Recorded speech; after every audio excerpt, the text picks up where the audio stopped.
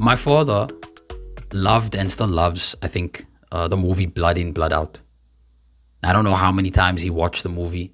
From what I can remember, I only remember him watching it maybe, or seeing him watch the movie maybe once or twice. But he used to use lines from the movie all the time, like to the point where it would actually annoy me because I didn't understand it. I didn't get it. And one of the words that he used to use very often was La Familia. Now, La Familia literally just means the family. But in the context of the movie, it's a lot deeper than just like a blood relation. In the movie, it means this deep sense of brotherhood, this unwavering loyalty. And in this case, of course, it's among the members of a gang, right? Now, I grew up with 3 younger brothers. And let me tell you, it's not everything that they make it out to be. It's even better. They were always my best friends. I remember when we were back in primary school, there was a couple of occasions where the 3 of them together would end up in the principal's office. And I'll let you imagine why. Mess with the one, you get all of them. Now they were and they still are my best friends because that's how we were raised. La Familia in our home meant that no matter what, we always need to have each other's back. We always need to be there for each other. Even if we fight amongst each other. If anybody from outside tries to threaten one of us, we always have each other's back. Friends always came after family. Family was number 1. And you live and die for family. That's how serious my father was about the idea of us being a unit. Now, of course, as boys, we always used to challenge this. We're boys, we want to hang out with our friends. But my father always used to make it clear, and sometimes he would even argue and fight with us about it, that family must come first. And he would remind us that family is all that you have.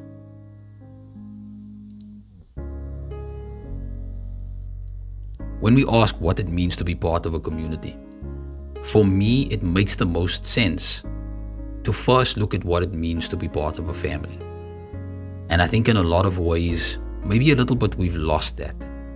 Maybe for some of us, we've lost it entirely.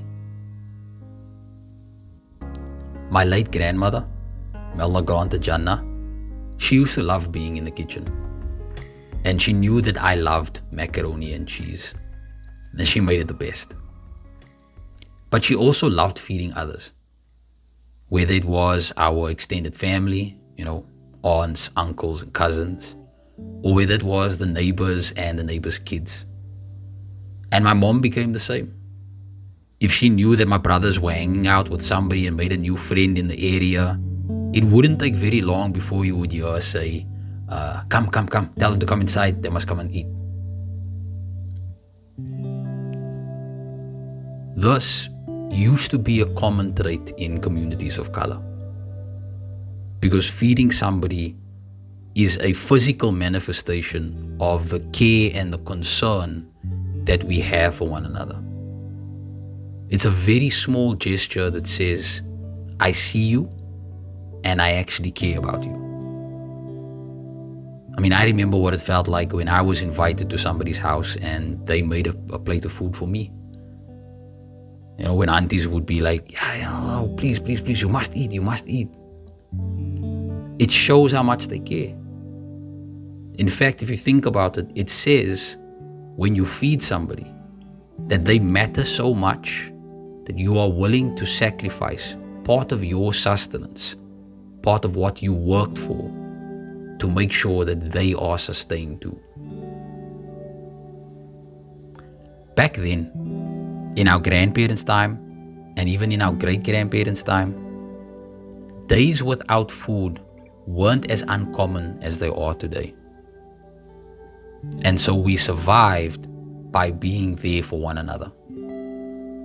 When there were days that you knew that somebody down the road who maybe worked in the same factory as you, at the end of the week, they didn't get their wages yet, or whatever the case might have been, you would be willing to spare a plate of food for them because you knew that at some point in the future, it might be your house that doesn't have. and you knew that you could rely on them to be there for you. And it was something that simple that created the strength and the bond that we used to have in our communities.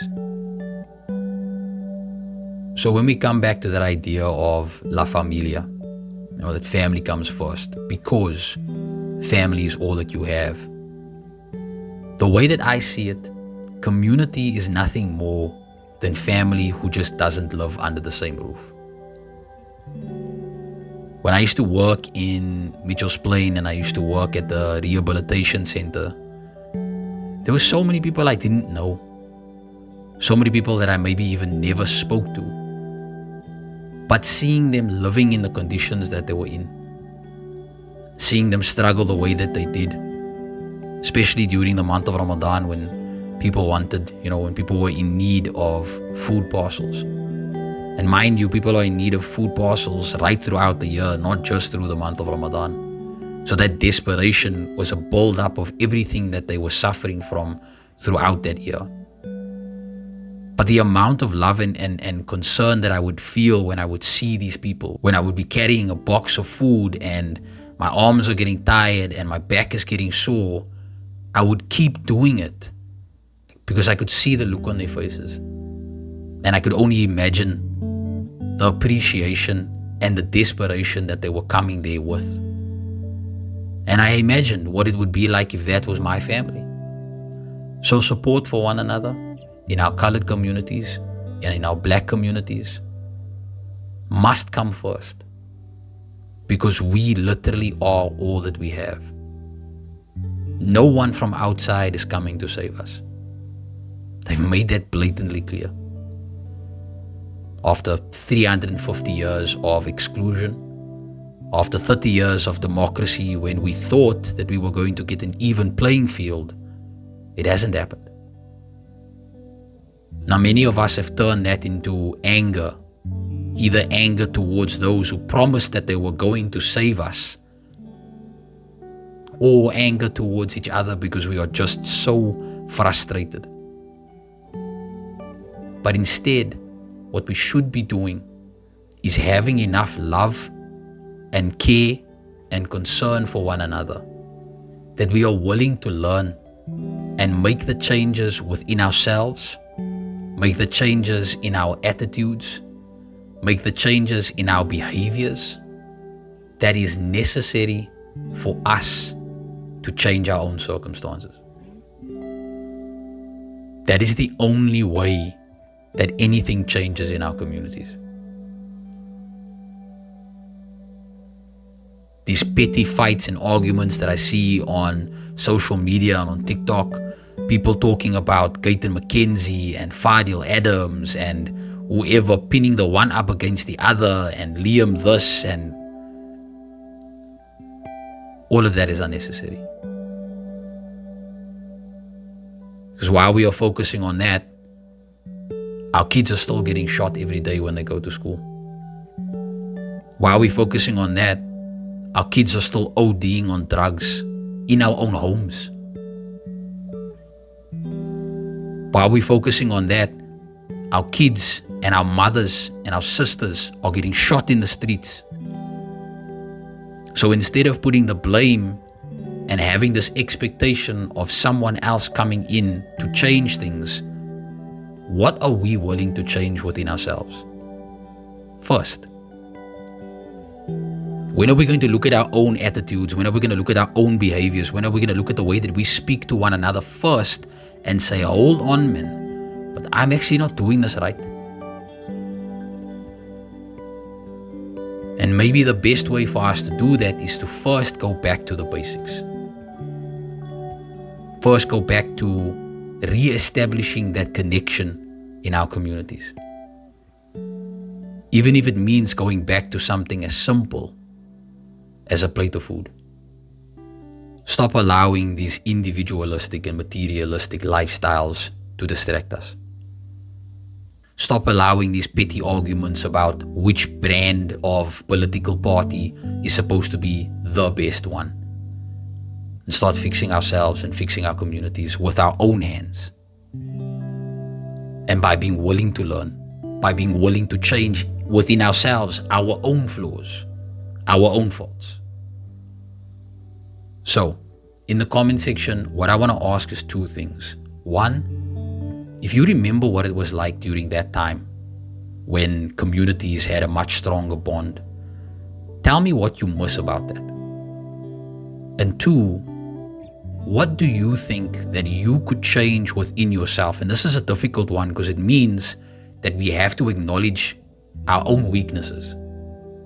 But for those of us who are strong enough to do that, for those of us who are willing enough to change our own communities, what is it within yourself that you are willing to change?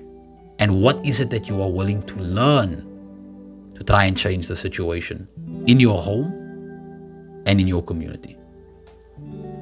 On that note, don't forget to like this video, don't forget to subscribe, and don't forget to hit the notification bell so that we can have more of these discussions. Let's talk, man. And then when we're done talking and we watch the video, klaar, let's go do something.